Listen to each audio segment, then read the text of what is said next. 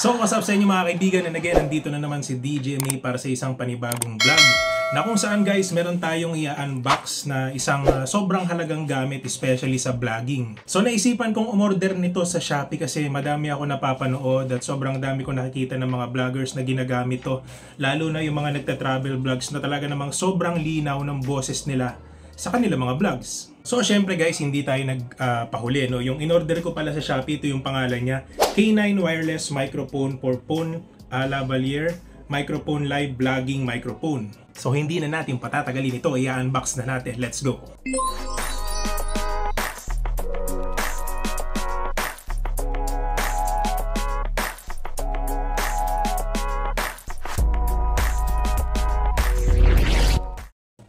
Kasi dalawa yung in-order ko guys, isang headphone at saka yung microphone. So tingnan natin kung alin dito yung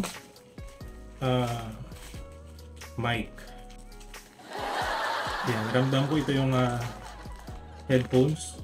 So hindi ito yung ibabalag natin ngayon, no? Ito malamang yun. Tapos mamaya guys, titignan natin kung magiging malaki ba yung pagkakaiba ng mga audio na alam niyo yun, nagagawa natin sa vlog.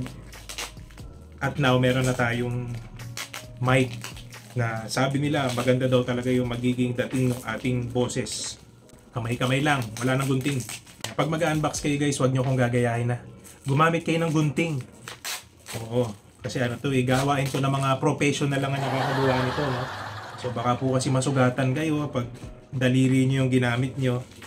Diba? So maganda talaga may gunting kayo. Anak ng teting, hindi ko gamitin to. Meron naman pala nito eh.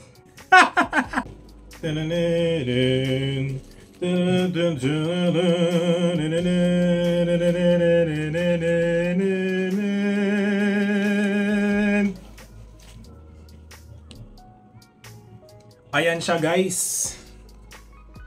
Ayan, so medyo pinapawisan na agad tayo guys kasi syempre wala pa tayong mic. Sinara ko muna yung electric fan para hindi tayo maingay. So ayan guys, yung lagayan niya. Okay, so dun pa lang sa lagayan, halatang kalidad na siya guys, no? Tignan nyo naman. Side view, back view, side view again. Ayan, pakita natin lahat. So syempre, bubuksan na natin to. Hindi na natin papatagalin para makita natin yung laman. Or the hole. Ayan, so ayan siya guys. Ngayon, pinupush lang pala siya guys. Ayun, no? Gaganon nyo lang. Ayan o. Di ba parang ano, laban o bawi? Ito na ang 1 million pesos! Tanan! So ayan guys, napaka-simple niya lang. So meron siyang ito na yata yung mismong mic. Ayan siya guys oh. Kita nyo? Tapos ito yung parang clip nilalagay rito. Di ba? So malamang ganito yung mangyayari. Ganun yan. Ganun yan guys. Ayan, ganyan mamaya. O ayan, ayan. Ganyan, ganyan. So ayan guys, ito yung parang mismong mic. And then meron din dito nung ito yan guys. Kung di ako nagkakamali, example natin yung isang phone natin. Ito naman guys yung nilalagay dito kasi yung in-order ko pala sa Shopee for Android phone. So Type-C siya kasi dalawa yung type na pipiliin nyo. Yung isa pang iPhone kung di ako nagkakamali. Yung isa pang Android which is ito yon, yung mga Type-C. No, which is ako naman kasi guys yung cellphone ko. Dalawa kasi cellphone ko, puro Android yun. So ayan, di ba? Sana all dalawa cellphone, no? Ayan. So yun yung nilalagay dito guys. Ayun. So parang ang mangyayari dito guys, bubuksan ko siya. Tapos makikita ko kung nakakonect na tong mic. Kasi may ilaw-ilaw yan. So mamaya susubukan natin at ipapakita natin. No? So yun yung nilalagay dito. Ganyan yung itsura niya. Ito rin guys, no? So kasama dun sa in-order natin yung ito mismo yung Type-C. O parang ito mismo yung ano eh. So pwede mo siyang adds on. May extra bayad din siya. Pwede namang wala. Ayan guys, no? So pwede nyo kasi siyang i-connect rin kung sakali man. Okay? So yan yung makikita nyo lahat dito sa box na to. At syempre, meron din tayong instruction manual. Diba? Hindi mawawala yan kung paano siya gamitin. And okay naman guys, syempre, pinakita ko na sa inyo yung pinakang packaging niya, itsura niya. So, subukan na natin. So ngayon guys, ito yung audio ko nang wala akong gamit na any microphone. So ayan guys, bumubulong lang ako. Okay? So bumubulong lang ako, tinitignan ko kung or pinapakinggan natin kung gaano kalakas yung mic na ito. So ayan o, hindi ko alam kung klaro pa ba to sa inyo, pero ito yung quality niya. So ito yung mismong mic, and then guys, makikita nyo naman kasi yung ilaw.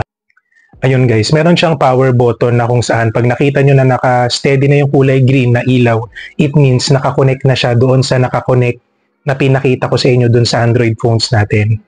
Okay, so by the way guys, ang sabi doon sa instruction, long lasting siya.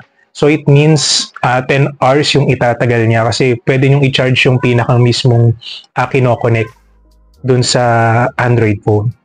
So ayan guys, no? So lalabas ako, lalayo pa ako. Actually guys, bumubulong lang ako. Hindi ko alam kung ano yung outcome nito, pero mamaya papakinggan natin. So ayan guys. Ito na, gamit ko na yung binili nating mic. At guys, napakamura lang nito, promise. So ayan guys, lalayo tayo. Titignan natin kung hanggang saan yung abot. Try natin suotin.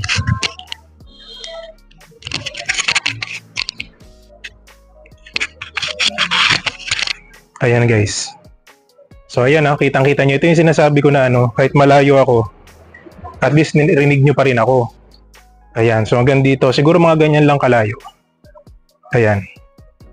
So, ayan guys, at least nakikita nyo yung quality ng video natin kahit malayo yung boses natin sa camera. Alright. Ayan, so by the way guys, marami kasing nagsasabi sa akin na alam mo DJME, hindi mo na kailangan gumamit ng mic. So makikita nyo kasi yung pagkakaiba ng quality ng boses natin pagka may ganito at pag walang ganito. So mostly mas sinasabi nila na mas bagay sa akin yung walang mic. Pero ang purpose kasi nito guys, pag magbablog tayo sa labas. For example, may nagbibideo sa atin. So syempre, di ba hindi natin kailangan lakasan yung boses natin na sisigaw tayo para marinig tayo sa vlog. Hindi. At least dito sa mic na to, lumayo ka man ng ilang dipa dun sa nagkakamera sa'yo. At least maririnig pa rin ng klaro yung boses natin.